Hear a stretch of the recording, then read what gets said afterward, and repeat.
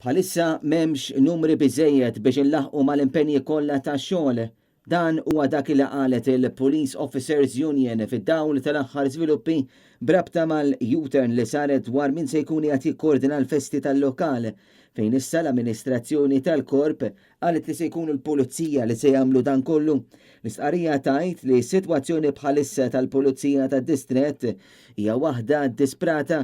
Membri tal-korp se jkunu sfurzati jagħmlu overtime u blases jitħallew vojta bla pulizija. Il-Union saqsiet x'jiġri li kieku tinqala emerġenza u jekk din is-sitwazzjoni li wieħed jixtieq għat-3 xhur li ġejjin. Huma qalu li għalkemm issa l-Eża u Transport Malta issaħħew xorta waħda għal clearance tat-toroq qed ikunu ordnati li jagħmlu dan ix-xogħol il-pulizija. Il-POU ikkonfermat ukoll li sal-ħin tal-istqarrija ma kienet saret ebda laqgħa mal-Union bil-Union tkun li titlob laqgħa mal-amministrazzjoni u l-Gvern sabiex jiġu indirizzati dawn l-isfidi mill-aktar fis fil-waqt li tenniet li mhux teskludi li toħroġ direttivi l-pulizija relatati mal-festi.